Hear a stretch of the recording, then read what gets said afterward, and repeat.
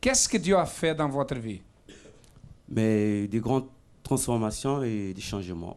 Parce que on est arrivé au centre d'accueil dans une situation terrible de pitié et d'humiliation. Et depuis qu'on est au centre d'accueil, on voit que notre vie change pratiquement dans toutes les catégories parce que on était des gens qui étaient malheureux, c'est-à-dire sans domicile, sans papier, sans travail, remplis de maladies et tout. Quand on est venu, c'était une catastrophe totale. Vous aviez un enfant, n'est-ce pas? Oui. En ces temps, quand on était arrivé, notre fille, elle avait 2 ans. En fait, pendant la campagne d'Israël, il s'est passé que j'avais rendez-vous chez un médecin. Et alors, je suis partie voir le médecin pour une routine. Et là, il m'a consulté. Il a observé que j'avais une boule dans le sein gauche. Il m'a dit, Madame, est-ce que dans votre famille, il y a des gens malades du cancer? J'ai dit non. Il m'a dit, on va faire des examens. On a fait l'IRM. L'IRM n'a montré qu'il n'y avait rien de suspect au fait qu'il n'y avait rien de cancer. Et là, il m'a envoyé plus loin parce qu'il a insisté. Et on a fait une biopsie. Et la biopsie a montré qu'il y avait un petit cancer, d'après lui. Hein. Vous êtes médecin, n'est-ce pas? Qu'est-ce qu'il dit ici? Et pour bras fibroadénome supérieur externe droit, lésion d'allure plutôt inflammante de 17 mm développée dans les cadrans externes du sein gauche, nécessitant un diagnostic histologique. Classification AC4. AC4 signifie automatiquement cancer. Qu'est-ce que vous avez fait? Et là, mon mari et moi, on a eu la révolte. Déjà, quand on était dans la campagne d'Israël, la révolte s'est augmentée encore. Et là, on a décidé de sacrifier tout. On a dit, on va mettre Dieu à l'épreuve, c'est tout ou rien. Je l'ai accompagné dans le rendez-vous. Et quand le médecin il annonce ça, et vous savez, on est des humains, quand on apprend une nouvelle comme ça déjà, ça nous a abattus. Et concernant mon épouse, elle était tombée tout de suite. Et déjà, elle a refusé devant le médecin. Elle a dit « Non, je ne suis pas malade ». Et le médecin, il insiste. Il a dit « Non, je ne suis pas malade ». Elle a froissé les résultats devant le médecin. Elle a dit « Je ne sais pas, moi, je ne suis pas malade ». Et voyant qu'elle était excitée, je lui ai dit « Sors, va t'asseoir, laisse-moi, je vais traiter avec le médecin ». Et là, je suis resté avec le médecin. Je lui ai dit, vous savez, docteur, on ne méprise pas votre métier, mais nous, on dit que la maladie là n'existe pas dans mon épouse. Il a dit, oui, monsieur, vous savez, j'ai eu des cas où des gens qui sont venus faire les examens, et j'ai fait l'examen qui s'avérait négatif, mais j'ai insisté pour que et puis les résultats sont sortis positifs. J'ai dit, ben, de la même manière que vous insistez quand les résultats sont négatifs, et bien moi, je vais vous insister à ce que ce qui est positif va devenir négatif. On a fait beaucoup de choses. On est monté sur l'autel de Dieu 4 fois. Et là, c'était vraiment notre tout sur l'autel de Dieu. Et Dieu a répondu. Ok, j'ai ici l'autre. Ça, c'est ça. Ils m'ont donné ça.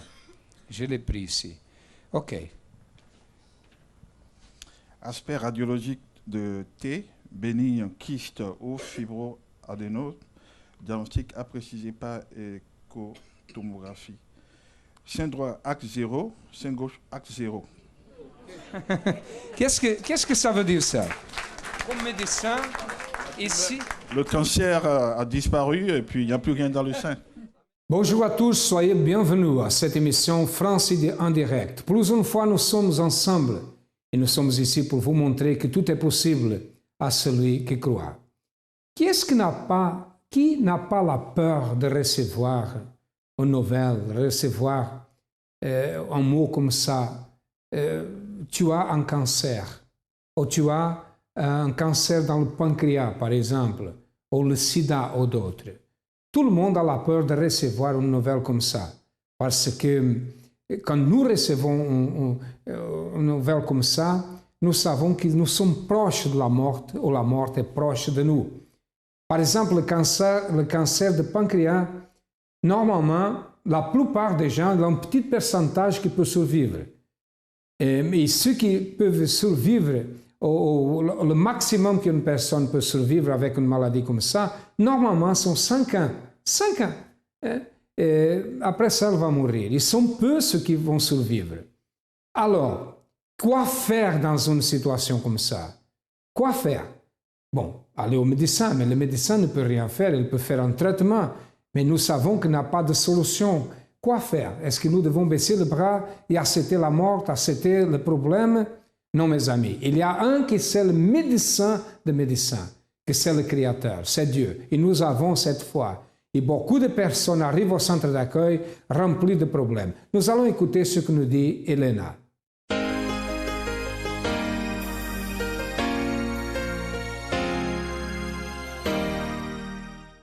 En fait, ma santé, c'était une santé en fait que c'était pas bien.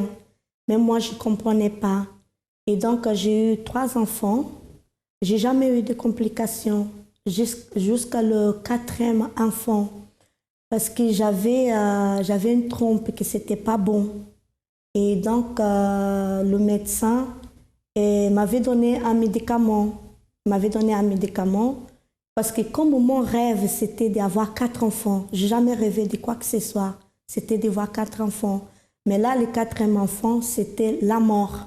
Parce que la mort, elle était là en même temps que le bébé, il était dans mon ventre. Au début de 7 mois de grossesse, tout allait bien. Mais après, arrivé au 7e mois de grossesse, tout s'était empiré. Parce que j'avais des douleurs que je ne comprenais pas. À chaque fois que j'ai senti cette douleur-là, j'ai parti à l'hôpital. J'ai fait des radios, mais ça ne comptait pas. Et donc, le médecin me dit, on ne découvre rien. Mais quand je vais à la maison, les douleurs, ça venait, que c'est comme une douleur pire qu'une femme qui va accoucher. Donc, mes pieds, ça paralysait. Et donc, c'est là qu'à 7e mois de grossesse, j'ai vomissé, mais noir. Le médecin, ils n'ont pas compris c'est pourquoi.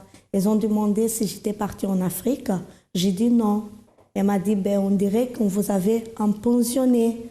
J'ai dit empensionné, c'est moi-même qui fais à manger, donc je ne sais pas pourquoi. Et donc, c'est là qu'ils ont découvert la pancréas. La pancréas au début de cancer.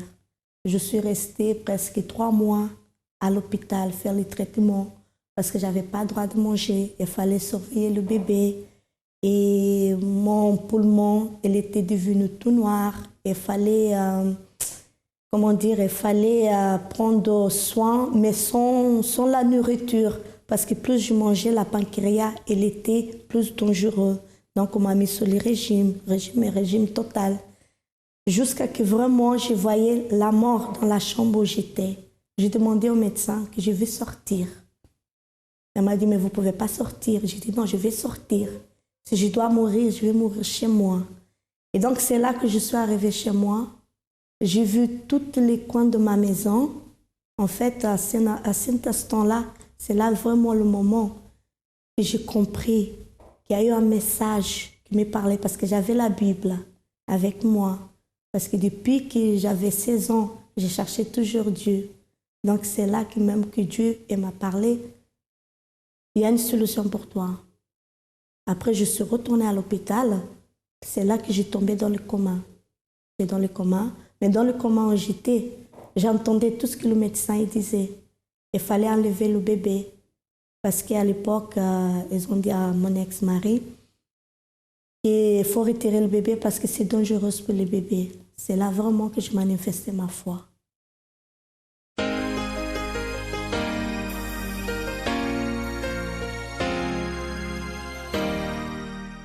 Avant d'arriver au centre d'accueil, pour chercher la solution pour mon problème, j'ai fréquenté le marabout. J'avais même le guigui là avec moi. Et même comme ça, chaque fois que j'allais juste pour faire une visite, pour savoir si tout va bien, il me disait que j'avais un mal en moi. Jusqu'au jour que j'ai commencé à réfléchir. Je suis sortie du marabout, j'arrivais à la maison, je me suis dit, bon, si avec ça j'ai mal, sans ça j'ai mal, donc c'est parce que celui-là, ça ne marche pas. J'ai pris dans la main, j'ai parlé avec Dieu, j'ai dit à Dieu, moi j'ai fait du mal à personne, j'espère que si je mérite que quelqu'un fait de mal à moi, que je vais mourir, je préfère mourir, mais je ne vais plus utiliser ça. Et j'ai jeté dans la poubelle. À partir de là, ça ne fait pas longtemps, je ne sais pas combien de temps, mais ça ne fait pas longtemps. Sans changer de télé, sans changer de chaîne, j'ai commencé à avoir la programmation de télévision Radio Record. On n'a rien changé, tout d'un coup, on commence à voir dans la maison. Donc, je voyais la programmation de l'église, je voyais les gens qui parlaient de leur vie avant et après. Donc, le soir, je suis rêvée avec l'église. Le lendemain, je me suis dit, bon, et aujourd'hui, j'ai plus de temps à perdre, je vais chercher l'église. Donc, c'est comme ça, j'ai cherché, j'ai trouvé, ça fait déjà 12 ans. Quand je suis arrivée, j'ai trouvé un pasteur auxiliaire qui était là et j'ai parlé de mon problème. Il m'a conseillé de faire la chaîne de prière. Il fallait venir tous les mardis, vendredis, dimanche pendant 13 semaines, sans couper. Donc, il fallait faire une chaîne de 13. Donc, j'ai entendu, j'ai commencé à mettre en pratique, je venais. Tout d'un coup, j'ai acheté ma Bible. Chaque fois que le pasteur parlait, j'ai regardé, j'ai confirmé dans la Bible. Et ils ont commencé à parler de la dîme. Aussi, j'ai commencé à donner ma dîme. Et il y avait aussi la campagne d'Israël, c'était en décembre. Je ne comprenais pas c'était quoi parce que je suis arrivée au mois d'août. Mais quand même, j'avais une chaîne qui avait le petit bonhomme de Jésus là. Je voulais défaire de ça. J'ai vendu ça, j'ai mis dans l'enveloppe. Donc, je suis arrivée au mois d'août. Au mois de décembre, j'étais plus malade. Parce que je faisais les chaînes de prière aussi en même temps. J'ai pratiqué, je faisais des propos de prière. J'ai donné ma dîme, j'ai fait la campagne d'Israël. Aujourd'hui, je suis guérie. J'ai la paix. Aussi, mes enfants, ils ont été guéris à travers des propos de prière de la famille. Aujourd'hui, financièrement, je suis bénie. J'ai 2 entreprises, une aide à domicile, l'autre nettoyage des locaux. Mon mari aussi, il a une société de maçonnerie. Donc, on a 4 voitures, 2 voitures de société, 2 voitures de famille. Donc, ma vie est bénie, mes enfants sont bénis aussi. Maintenant, ma vie, le vide que j'avais en moi, il est disparu. Maintenant, j'ai la paix à la maison et à la paix et à la compréhension. Et tout va bien grâce à Dieu. Le centre d'accueil, pour moi, c'est une école parce qu'on on vient de rien. Parce que là où j'étais, même pas une Bible, je ne connaissais pas. Donc j'arrive à centre d'accueil, le pasteur parle, je mets en pratique, aussi j'ai confirmé dans ma Bible. Et aussi c'est comme une école quoi. Si on obéit, on met en pratique, et Dieu il agit, parce que Dieu il est fidèle. Malade. Elle était malade, elle vomissait et a été découvert un cancer du pancréas. Elle a resté 3 mois à l'hôpital. Elle a dit au médecin qu'elle voulait sortir car elle se voyait mourir à l'hôpital, mais il ne voulait pas. Au soir, elle savait que la mort s'approchait. Quoi faire devant une situation comme ça? Imaginez, peut-être vous êtes en train de vivre une autre situation familiale, professionnelle ou de santé comme ça, et vous n'avez pas une sortie. Écoutez ce qui s'est passé.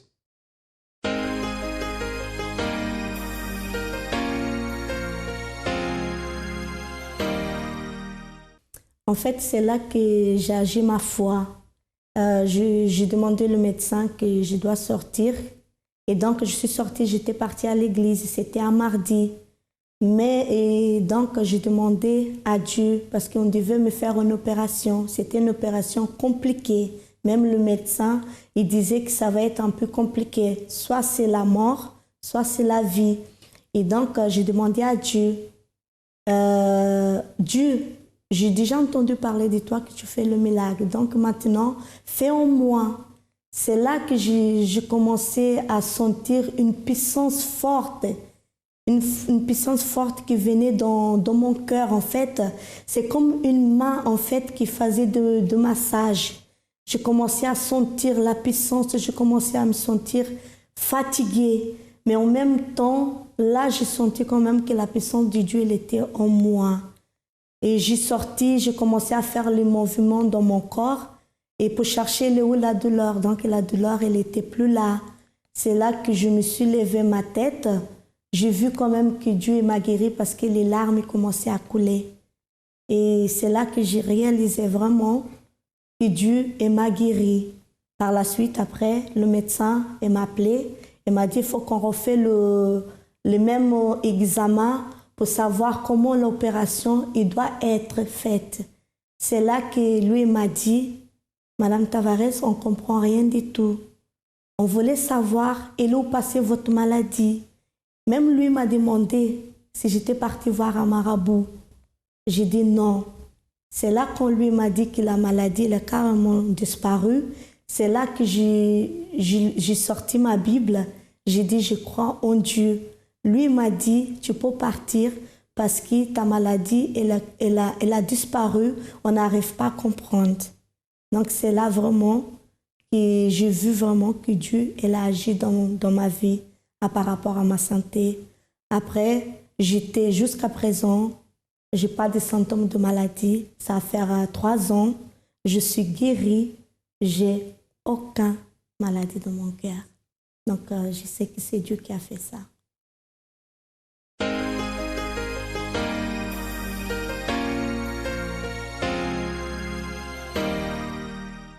J'étais paralysé pendant 6 mois. Je ne pouvais pas marcher. En 2005 et en 2004, j'ai été en Côte d'Ivoire. Et j'ai construit là-bas. J'ai pris 6 mois pour construire une maison. Quand j'ai fini la maison, je suis venu à Paris pour pouvoir faire mes activités. Et en 2005, du coup, je ne pouvais plus marcher à la maison. Je ramplais. Je ne sais pas d'où ça vient. J'ai été à l'hôpital partout. Personne ne trouve ce remède. Et j'appelle ma mère, je dis, mais qu'est-ce qui se passe? Je ne comprends pas. Et que je souffre ici. J'ai connu le centre d'accueil, on m'a évangélisé au métro, Vigif. Ma femme, elle a pris le chemin, elle a appelé ici. On dit, mais l'église est à côté de chez vous. Et le lendemain, elle a été à l'église. Le dimanche qui vient, il dit, bon, je vais te suivre. Je ne l'ai pas dit, mais je suis parti. Je marchais, je suis arrivé. Le pasteur Miguel m'a vu, puis je suis assis. Elle-même, elle est étonnée, dit. Elle s'est étonnée. Bon. Le pasteur, j'ai vu le pasteur, il dit, bon, je suis malade, je ne sais pas d'où ça vient, tout. Je dis, bon, il faut suivre les prières. Je ne pouvais pas marcher, je ne pouvais pas dormir dans ma maison. Et quand je suis quitté là, l'église, j'ai commencé à dormir dans mon lit. C'était une journée de dimanche. Lundi, j'ai commencé à marcher dans ma maison un peu. Et j'ai suivi les prières. Après les prières, une semaine, j'ai commencé à marcher. Une semaine. Dieu m'a guéri.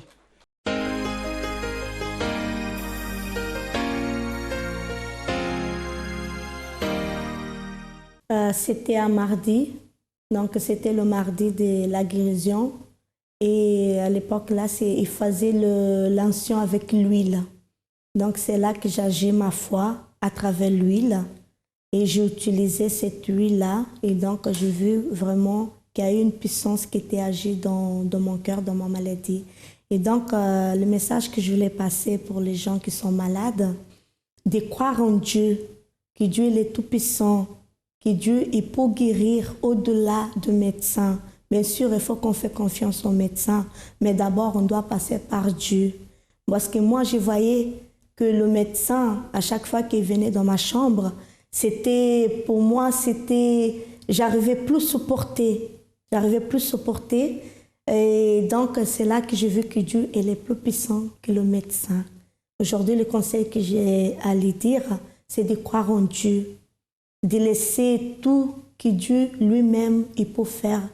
La maladie disparaître sans aucun médicament, sans aucune opération. Pour moi, c'est ça que j'ai le conseil à lui dire, de mettre tout ça entre la main du Seigneur Jésus. Ce que le centre d'accueil m'a montré une véritable puissance que je n'ai jamais connue dans ma vie. Pour moi, c'était quelque chose qu'on peut vivre en communion avec Dieu. Pour moi, c'est ça que le centre d'accueil, pour moi, c'est ça.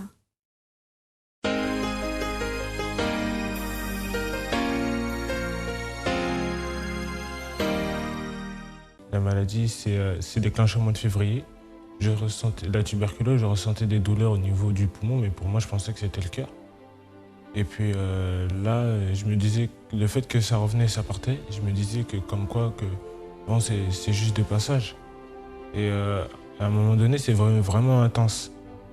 Vraiment intense. Là, on était obligé de m'emmener à l'hôpital. Les médecins là-bas ont constaté que c'était une infection pulmonaire et qu'ils n'avaient pas vraiment trouvé la cause. Et puis, je suis parti aller voir mon médecin traitant qui m'a fait passer plusieurs traitements, mais aucun traitement n'aboutissait. Et puis là, au bout de quelques semaines, on m'a hospitalisé. Je suis resté 2 semaines et demie à l'hôpital. Et puis là, ils m'ont fait passer tellement plein de tests et tous les tests se sont reportés négatifs. Comme quoi, je n'avais pas de maladie, rien du tout. Et c'est après que les médecins avaient l'hypothèse qu'en fait, que j'avais de la tuberculose. Et qu'après, ils m'ont donné le traitement de la tuberculose et qu'ils ont vu que le traitement avait fait effet. Ils ne savaient pas vraiment la cause en fait, c'était seulement une hypothèse. Mais l'hypothèse de la tuberculose que j'avais. Et depuis, ils ont essayé de me faire croire que j'avais de la fièvre en me disant oui, que vous étiez à 47 degrés, 48. Je parlais avec les médecins, je disais madame, comment ça se fait que vous me dites que je suis à 41 de fièvre et que je me sens en pleine forme. Et elle me dit oui, mais votre température nous dit que comme quoi vous avez 47 de fièvre. Mais elle dit madame, c'est impossible parce que je me sens bien. Il me disait non, j'ai de la fièvre. Et là après, ils m'ont donné le traitement, ils m'ont fait me lever tous les jours à 5h du matin pour prendre plusieurs comprimés à la fois. Ça m'embêtait beaucoup parce que je vais vous dire que je n'aime pas prendre des comprimés.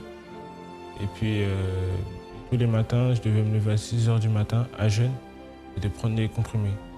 Et je devais attendre que 2 ou 3 heures avant de manger après. J'étais malade. Bah oui, je pouvais pas aller au foot, faire du sport, parce que chaque fois que je courais, ça me fatiguait plus vite. Et je commençais à ressentir de la douleur au niveau du poumon. Et quand je rentrais, j'étais obligé d'aller me coucher tout de suite tellement que ça m'avait fatigué. Et de peur aussi que les vomissements venaient en fait. Parce qu'à force de tousser, j'avais toujours des vomissements qui venaient. Même j'ai dû vomir au moins plusieurs fois devant ma porte, près du canapé. Et, même le soir, en plein milieu de la nuit, ça venait. Mais face à cette maladie, moi je me suis senti bien parce que j'étais déterminé à combattre cette maladie. Mais au niveau de la famille, j'ai reçu pas mal de persécutions. Pendant que j'étais à l'hôpital, j'ai appelé pas mal d'ouvriers.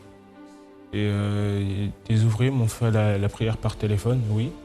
Et avec le groupe jeune aussi qui était resté là en prière pour moi. Et tous les soirs, j'étais là debout à minuit en train de déterminer. Dès que je suis sorti, oui, je suis venu au centre d'accueil. Et quand je suis arrivé, oui, j'ai continué à déterminer, je venais le mardi. Voilà. Et après, je suis parti voir mon médecin qui m'a dit de faire une radio. Déjà que j'avais pas envie d'aller le voir ce jour-là. Et je me souviens, c'était lundi. J'avais pas envie d'aller, donc au lieu de venir à l'heure, je suis arrivé en retard. Et le médecin m'a demandé si je prenais mes comprimés toujours. Je voulais pas lui dire non, mais je lui ai fait comprendre que je les prenais toujours. Et puis il m'a donné un autre rendez-vous le mardi, mais de faire la radio avant. Alors je suis parti, je me suis levé, j'ai fait ma radio et je suis parti le voir. Et là il a mis la radio, il a regardé, il a dit il n'y a rien, c'est propre. Après il a dit que tous les traitements, tout ce qu'on a fait, on arrête, c'est terminé. Aujourd'hui je suis totalement guéri. En pleine forme. Ah oui, je peux courir, je peux même aller au foot, retourner. Les vomissements, ça s'est arrêté, c'est terminé. Plus de vomissements, plus rien. Le médecin a dit qu'est-ce que tu as fait? Est-ce que tu as consulté un magicien, un marabout? Qu'est-ce qui s'est passé? Il ne croyait pas. Parce qu'elle a participé des chaînes de prière. Elle a fait ce qu'elle devait faire. et elle a reçu la guérison. Quelque chose d'impossible, impossible pour la science et pour la nature, pour l'être humain. Mais il n'y a pas des impossibles quand nous pratiquons une foi surnaturelle. Mais mes amis, pour que nous pratiquons cette foi, n'est pas seulement croire que Dieu existe. C'est nécessaire faire ce qu'il nous dit de faire. Nous croyons et voilà, le fruit, les résultats sont là. Maintenant, c'est votre foi. Nous sommes situés au 254 de rue du Faubourg Saint-Martin, au 10e à Paris. Nous avons d'autres centres d'accueil, comme vous avez vu, les adresses qui passent dans votre ordinateur. Vous avez aussi un numéro de téléphone. Appelez-nous, cherchez le plus proche de vous. Et ne désistez pas, parce que la solution existe. Si vous avez besoin de notre aide, nous sommes là pour vous aider. À demain et que Dieu vous bénisse à tous abondamment.